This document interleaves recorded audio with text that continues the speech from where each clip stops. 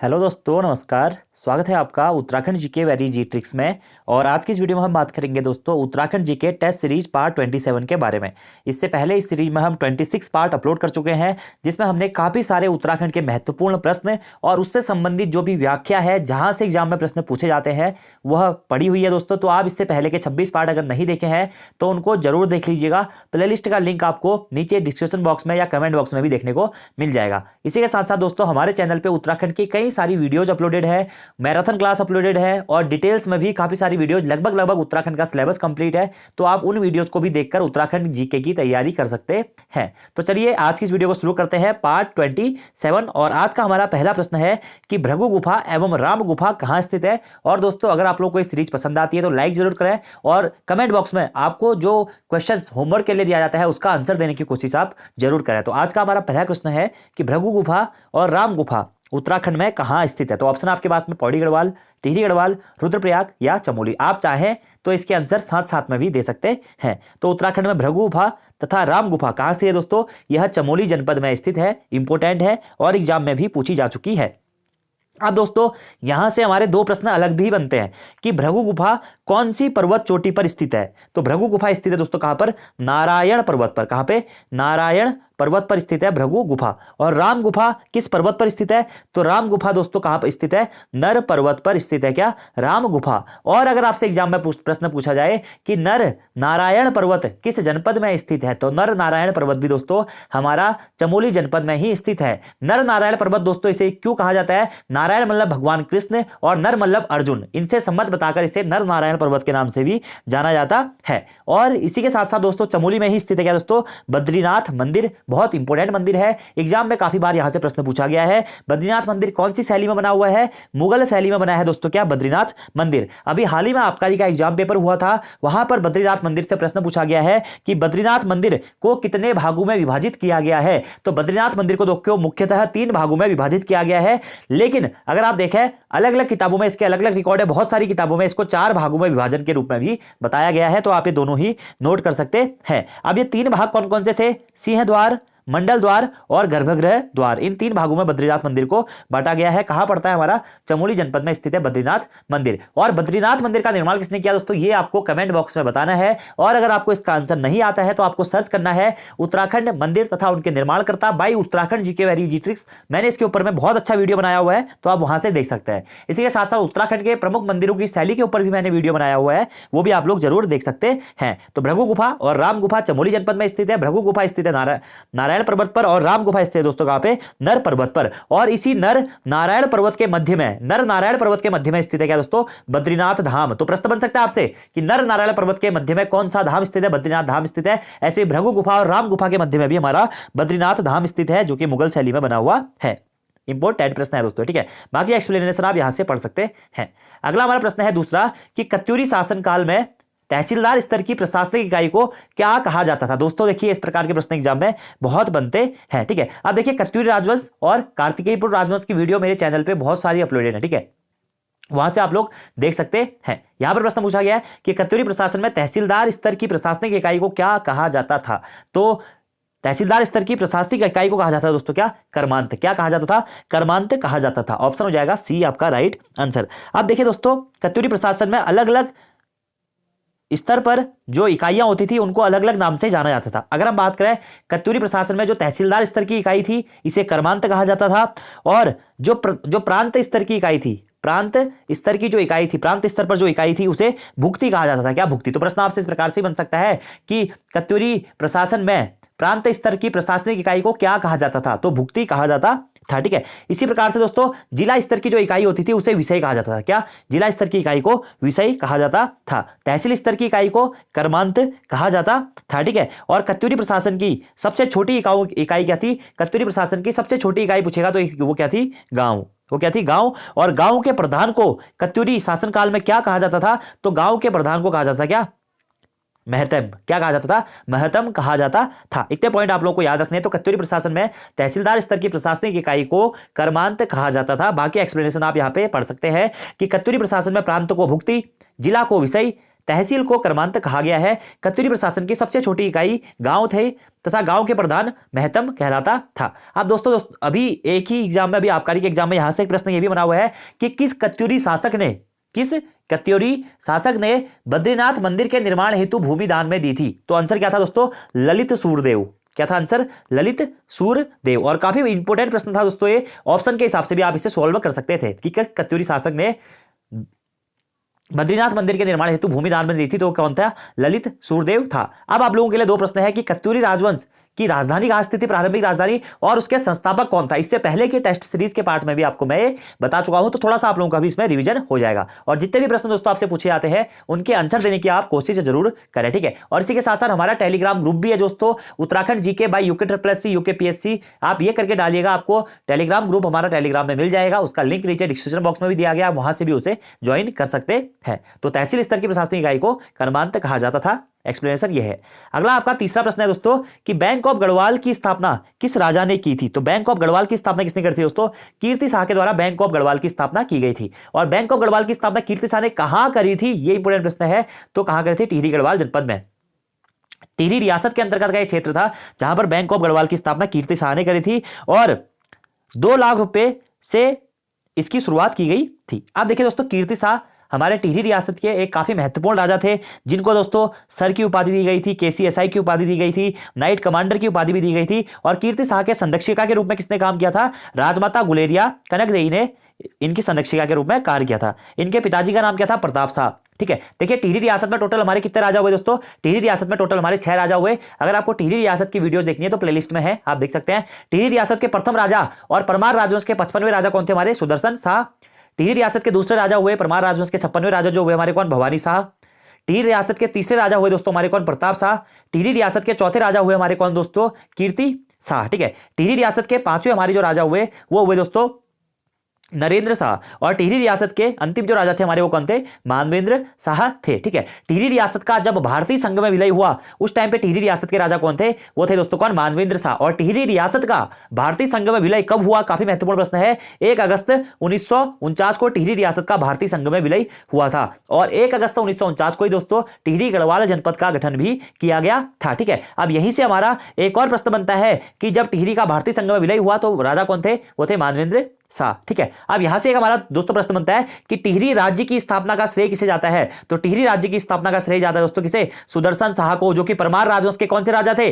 55वें राजा थे। एग्जाम में भी यह प्रश्न पूछा गया है। कवि सूरत के नाम से ये अपनी रचनाएं भी करते थे। और टिहरी रियासत की स्थापना या हम कहें टिहरी राज्य स्थापना दिवस कब मनाया जाता है? 28 दिसंबर को, क्योंकि 28 दिसंबर 1815 को ही दोस्तों सुदर्शन शाह के द्वारा टिहरी राज्य का निर्माण किया गया था, यानी कि टिहरी की स्थापना की गई थी, यानी कि टिहरी रियासत की स्थापना की गई थी 1815 में। अब यहीं से दोस्तों हमारा एक और प्रश्न बनता है कि गढ़वाल का सर्वप्रथम विभाजन कब हुआ? तो गढ़वाल का सर्वप्रथम विभाजन भी दोस्तों 1815 में ही हुआ था। एक हमारा पार्ट हो गया था ब्रिटिश गढ़वाल और दूसरा पार्ट कहलाया दोस्तों क्या? टिहरी रियासत। इतने पॉइंट आपको यहां से नोट डाउन करने हैं। तो बैंक ऑफ गढ़वाल की स्थापना किस राजा ने की थी? कीर्ति शाह ने करी थी। और कीर्ति शाह ने दोस्तों अपने नाम से एक शहर की स्थापना करी थी, क्या? कीर्तिनगर।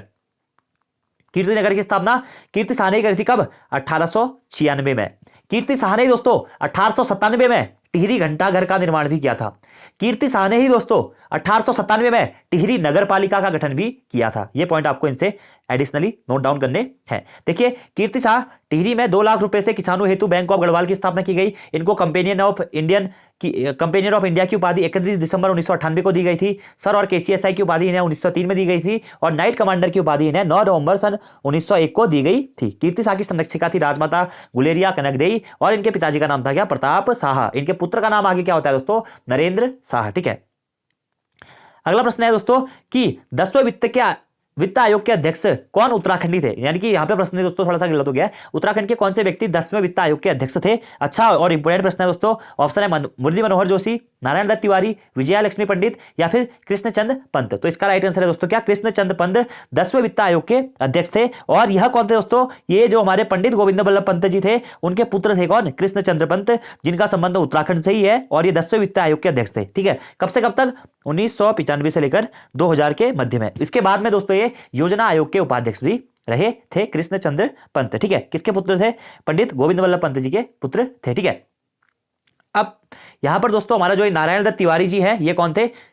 ये हमारे विकास पुरुष के नाम से किसे जाना जाता है? नारायण दत्त तिवारी जी को ही जाना जाता है। ठीक है, उत्तराखंड के प्रथम निर्वाचित मुख्यमंत्री कौन थे? तो उत्तराखंड के प्रथम निर्वाचित मुख्यमंत्री भी कौन थे दोस्तों? वो थे हमारे नारायण दत्त तिवारी। और मनोनीत मुख्यमंत्री या नॉर्मली उत्तराखंड के प्रथम मुख्यमंत्री कौन थे? वो थे दोस्तों नित्यानंद स्वामी जी। ठीक है, विजया लक्ष्मी पंडित दोस्तों, ये भी काफी इंपोर्टेंट है और यहां से एक बार अभी एग्जाम में प्रश्न पूछा गया था कि श्रीदेव सुमन की पत्नी का नाम क्या था? तो श्रीदेव सुमन की पत्नी का नाम था क्या था दोस्तों? विजया लक्ष्मी पंडित था। ठीक है, विजया लक्ष्मी पंडित श्रीदेव सुमन की पत्नी का नाम था। ठीक है, कितने पॉइंट आपको यहां से डायरेक्टली नोट डाउन करने हैं? डी इसका राइट आंसर हो जाएगा।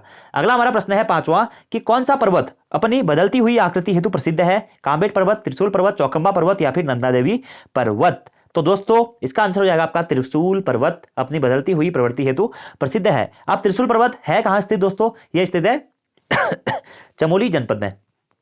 कहां पे स्थित है? चमोली जनपद में स्थित है। त्रिशूल पर्वत भी चमोली में स्थित है, कामेट पर्वत भी चमोली में है, चौखंबा पर्वत भी चमोली में है दोस्तों, और नंदा देवी पर्वत भी चमोली में स्थित है। अब कभी कभी यहां से प्रश्न पूछा जाता है कि कामेट पर्वत की ऊंचाई कितनी है दोस्तों? तो कामेट पर्वत की ऊंचाई है 7,756 मीटर। ये याद रखिएगा दोस्तों। त्रिशूल पर्वत की ऊंचाई कितनी है? त्रिशूल पर्वत की ऊंचाई है दोस्तों आपकी 7,120 मीटर।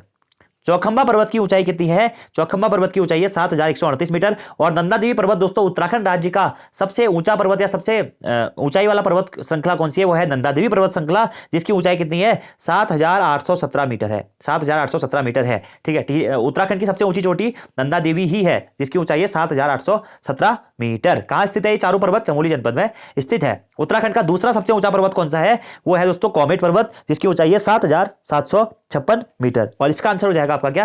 त्रिशूल पर्वत। महत्वपूर्ण है दोस्तों और एग्जाम में भी आपसे पूछा जा सकता है। एक्सप्लेनेशन आप पढ़ सकते हैं।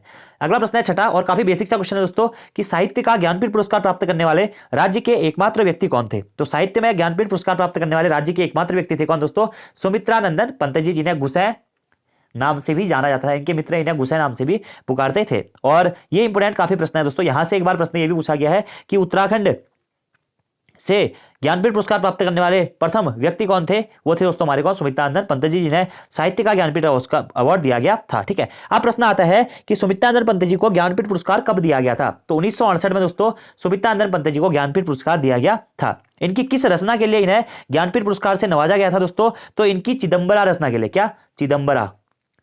चिदंबरा रचना हेतु इन्हें ज्ञानपीठ पुरस्कार से सम्मानित किया गया था। यह भी काफी इंपोर्टेंट प्रश्न है दोस्तों। और इन्हीं सुमित्रा नंदन पंत जी के सुझाव पर दोस्तों ऑल इंडिया रेडियो का नाम क्या रखा गया था? आकाशवाणी रखा गया था। तो ऑल इंडिया रेडियो का नाम आकाशवाणी किसके सुझाव पर रखा गया था? सुमित्रा नंदन पंत जी के सुझाव पर ही रखा गया था। अब प्रश्न यह आता है कि ऑल इंडिया रेडियो का नाम बदलकर आकाशवाणी कब रखा गया था? 1957 में आकाशवाणी रखा गया। अब 1957 से पहले प्रश्न ये आता है दोस्तों कि ऑल इंडिया रेडियो की स्थापना कब हुई थी? तो ऑल इंडिया रेडियो की स्थापना हुई थी 8 जून 1936 को। 8 जून 1936 को ऑल इंडिया रेडियो की स्थापना हुई थी और 1957 में इसका नाम परिवर्तित करके आकाशवाणी रख दिया गया। ठीक है, आकाशवाणी रख दिया गया।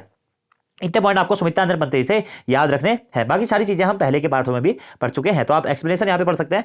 1968 में चिदंबरा हेतु इन्हें साहित्य के ज्ञानपीठ पुरस्कार से सम्मानित किया गया था। 1938 में इन्होंने प्रगतिशील नामक मासिक पत्रिका का संपादन भी किया था। तो प्रगतिशील नामक मासिक पत्रिका का संपादन किसने किया था? वो भी सुमित्रा नंदन पंत जी के द्वारा किया गया था। इनके सुझाव पर ऑल इंडिया रेडियो का नाम आकाशवाणी किया गया था। ठीक है, अगला हमारा सातवां और महत्वपूर्ण प्रश्न है कि प्रदेश का पहला एरोमा पार्क कहां स्थापित किया गया है? करंट अफेयर का प्रश्न है। ऑप्शन है हल्द्वानी, काशीपुर, रुद्रपुर, देहरादून या भीमताल। तो इसका राइट आंसर आप लोगों को देना है दोस्तों और आंसर हो जाएगा क्या? काशीपुर में प्रदेश का उत्तराखंड का पहला एरोमा पार्क स्थापित किया गया है। कहां पे?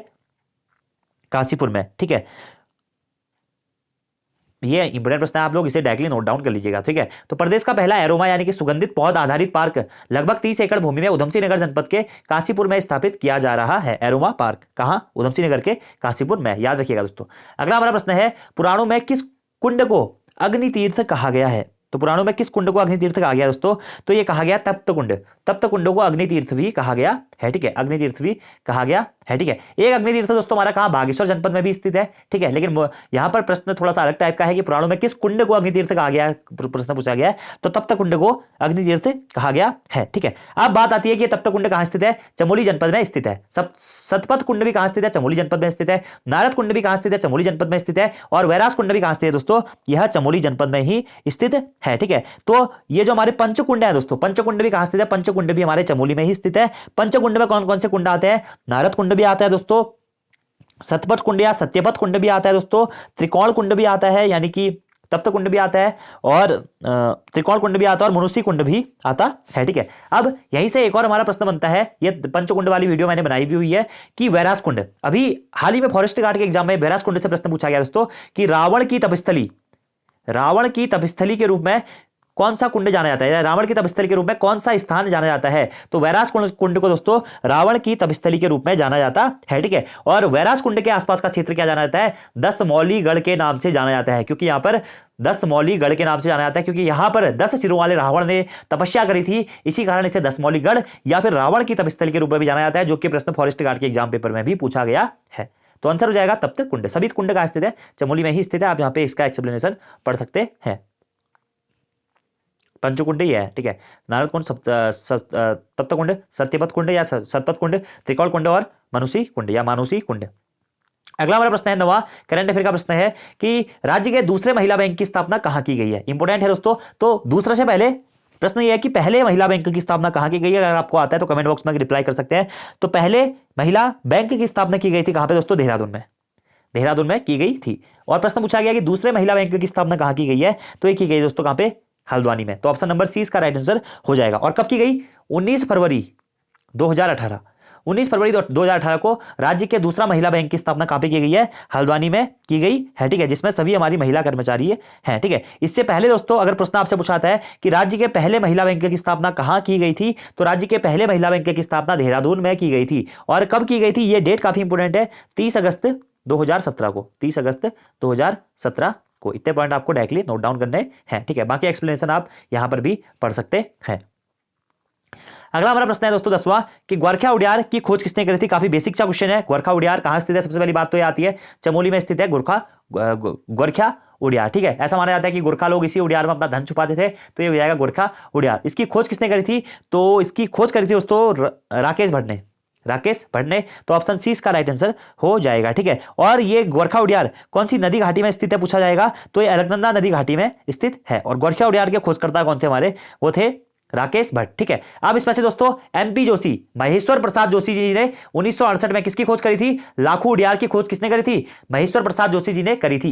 एग्जाम में इंपोर्टेंट प्रश्न है, पूछा भी गया है। लाखू उडियार कहां पड़ता है, अल्मोड़ा जनपद में स्थित है। लाखू उडियार कौन सी नदी के तट पर स्थित है, तो लाखू उडियार दोस्तों सुयाल नदी के तट पर स्थित है। यह प्रश्न भी एग्जाम में पूछा गया है। ठीक है, इसी प्रकार से चंडी प्रसाद भट्ट का संबंध किससे है, पर्यावरणविद से है क्या, चंडी प्रसाद भट्ट जी। इन्होंने दगड़ियों का डांडिया, इस टाइप से डालियों का दगड़िया नामक स्वयंसेवी संस्था की शुरुआत भी करी थी। ठीक है, यशोधर मठपाल का संबंध किस क्षेत्र से है, एग्जाम में डायरेक्टली प्रश्न पूछा गया है। तो चित्रकारिता से भी है इनका संबंध, पुरातत्ववेत्ता से भी इनका संबंध है। ठीक है, अब बात आती है यशोधर मठपाल ने भी खोज करी है कौन सी, 2 गुफाओं की दोस्तों इन्होंने भी खोज करी है। कौन कौन सी, जो कि अल्मोड़ा में स्थित है। ठीक है, ये आपको कमेंट बॉक्स में बताना है, क्योंकि ये प्रश्न मैं आपको बहुत बार बता चुका हूं। यशोधर मठपाल ने 2 गुफाओं की खोज करी है, 2 की 2 कहां स्थित है, अल्मोड़ा में स्थित है। और एग्जाम में भी दोस्तों यह प्रश्न पूछा गया है। तो कमेंट बॉक्स में आपको इसका आंसर बताना है। अगर आपको इसका आंसर नहीं पता है तो इसी प्ले लिस्ट में मैं आपको पहले बता चुका हूं, आप पुरानी वीडियोज देख सकते हैं। ठीक है,